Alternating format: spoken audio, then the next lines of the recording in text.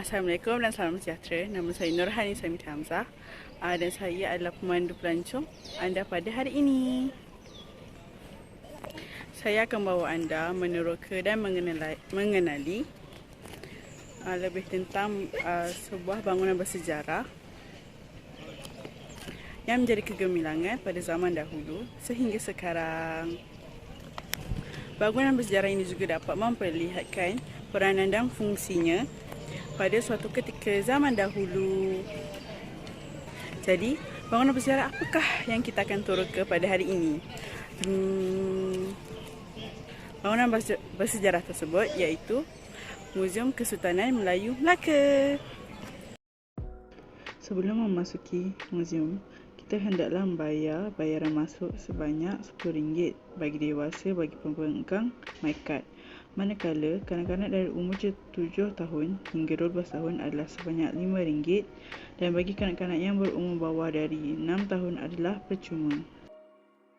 Muzium Kesultanan Melayu Melaka yang teguh berdiri sehingga pada hari ini merupakan replika yang dibina semula berdasarkan catatan sejarah Melayu yang menggambarkan keunikan seni bina Istana Melayu di zaman Sultan Mansur Shah yang memerintah dari tahun 1456 sehingga 1477. Muzium Kesultanan Melayu Melaka ini dipamerkan kepada umum atas tujuan untuk menunjukkan keagungan institusi beraja sebagai warisan sejarah budaya bangsa Melayu yang pernah menerajui negeri Melaka suatu ketika dahulu, di samping mengimbas kembali sejarah pertikaian Hang Tuah dan Hang Jebat dan pengajaran daripada peristiwa tersebut. Ini merupakan replika kecil Istana Kesultanan Melayu Melaka pada abad ke-15 berpandukan tulisan yang dimuatkan di dalam buku sejarah Melayu. Balai Rong Seri. Diorama ini menunjukkan sistem peraturan di Balai Rong Seri. Baginda Sultan bersemayam di singgasana. Pembesar berempat ditempatkan berhampiran dengan Raja. Bendahari dan Raja Muda di sebelah kiri Raja. Para pembesar yang lain ditempatkan di sisi bendahara. Pembesar-pembesar yang bertanggungjawab ke atas keselamatan negara duduk di sebelah kanan Raja. Bentara kanan dan kiri yang berdiri di atas ketetapan memegang alat-alat kebesaran diraja dan mempunyai kuasa untuk membunuh sesiapa sahaja yang menghampiri baginda tanpa keizinannya. Para hadirin tidak dibenarkan membawa bersenjata melainkan dianugerahkan oleh Sultan. Seterusnya merupakan bilik beradu Sultan. Ia merupakan tempat beristirahat baginda. Suasana dalam bilik beradu ini mengandungi segala peralatan yang bermutu tinggi seperti pakaian diraja, alat perhiasan dan cenderamata daripada para saudagar dan pembesar yang datang menghadap. Bilik ini merupakan hak mutlak Sultan yang tidak boleh dimasuki sesuka hati. Justru itu, tidak seorang pun yang dibenarkan untuk mendekatinya kecuali dengan keizinan baginda. Pemaisuri juga tidak terlepas daripada larangan memasuki bilik ini dengan sewenangnya. Penguatkuasaan undang-undang ini adalah bertujuan untuk mendaulatkan serta mengasingkan Sultan dengan orang kebanyakan di samping memastikan keselamatan baginda sentiasa terpelihara. Berikut merupakan perhiasan dan persalinan rasmi putera dan puteri raja seperti pakaian petabalan. Seterusnya, persalinan rasmi Sultan dan Pemaisuri. Pakaian istiadat raja dan Sultan pada hari petabalan baginda. Selalunya, pakaian ini tidak dianggap sebagai satu alat kebesaran, tetapi alat yang terpenting ialah tengkorak diraja. Pakaian ini diperbuat daripada kain songket berbenang penuh yang terdiri daripada baju, seluar, samping, pengkung dan tengkolok. Bajunya berpotong baju Melayu cekap musang. Bagi pemaisuri pula, pakaian yang dipakai sendodon dengan Sultan dengan selendang songket penuh. Hiasan diri seperti mahkota, tokoh tidak melengkapkan lagi pemakaian pemaisuri. Terdapat juga persalinan harian bagi pembesaran isteri. Ini merupakan tentang kisah Tunku Du. Tunku Du, anak bendahara Seri Wak Raja, adik kepada Tun Perak dan pemaisuri kepada Sultan Muzaffar Shah dalam Kesultanan Melaka. Beliau kemudian diceraikan Sultan dan dikahwinkan dengan seorang pembesarnya, Tun Ali. Perkahwinan itu berjaya menyelesaikan konflik dalaman istana antara Tun Ali dengan Tun Perak. Dengan itu, peranan Tunku Du adalah sebagai pendamai antara Tun Perak dan Tun Ali.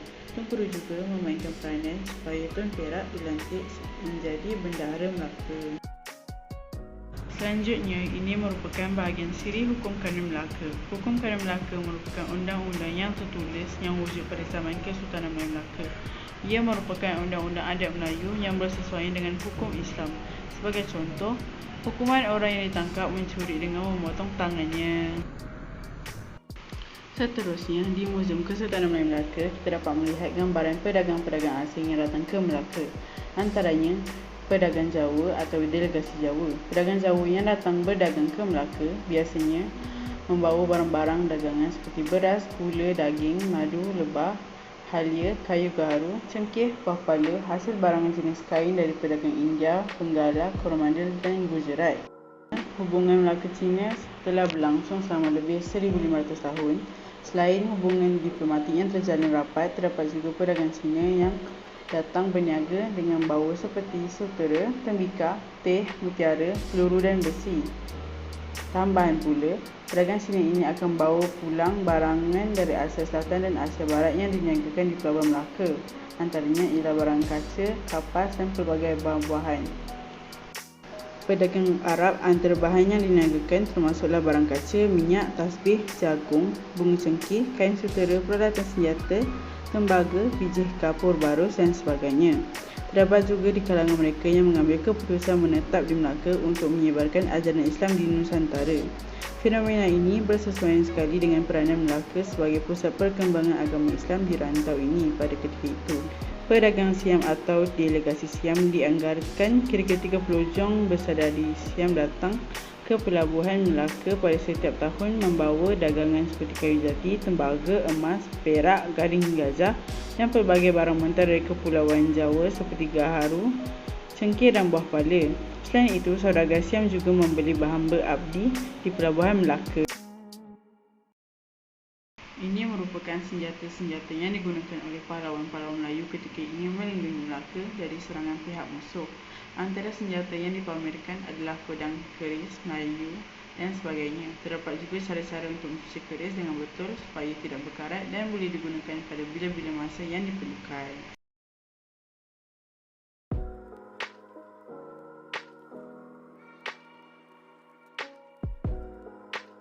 Di Muzium Kesultanan Melayu Melaka ini juga terdapat koleksi tembikar serta alatan-alatan yang digunakan pada zaman dahulu. Tambahan pula, terdapat juga replika batu nisan Tun Teja. Di Muzium Kesultanan Melayu Melaka ini, kita dapat melihat jenis-jenis tanjak yang dipakai oleh Sultan dari pelbagai negeri. Dengan melihat tanjak ini, kita dapat lihat setiap negeri itu mempunyai gaya, bentuk dan cara pemakaian tanjak yang berbeza mengikut negeri. Sebagaimana kita dapat lihat, terdapat sekumpulan pemuda yang bermain dengan alat muzik yang dinamakan sebagai nobat. Manakala pemain-pemain yang bermain alat muzik tersebut digelar sebagai orang kalu. Lagu nobat disebut ragam.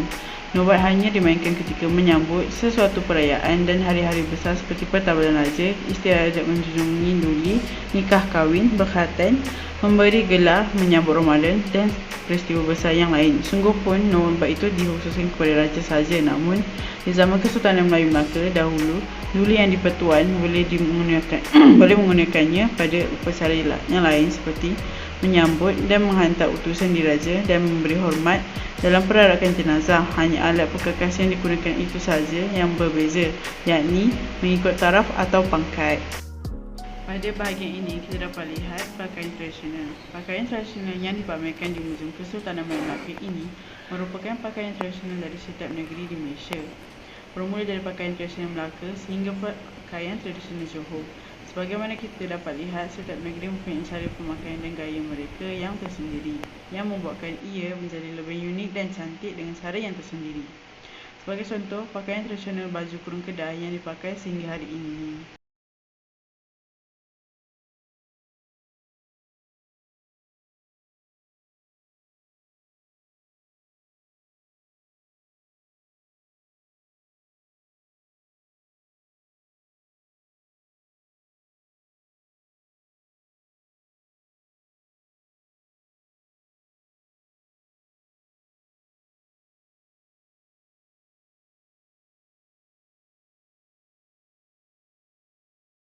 Pada bahagian terakhir, antara kisah tradisional yang kita sangat kenal dan sering dengar sehingga hari ini iaitu kisah Hang Tuah. Kisah Hang Tuah ini cukup terkenal kerana setiap lapisan umur pasti mengenali dan pernah mendengar tentang kisah tersebut. Kisah Hang Tuah ini penuh dengan pengajaran dan yang menarik. Di Muzium Pustakaan Melayu Melaka terdapat replika serta galeri yang menunjukkan jalan cerita kisah Hang Tuah dengan versi yang lebih menyeronokkan. Ia juga mempamerkan keris Hulu Semenanjung.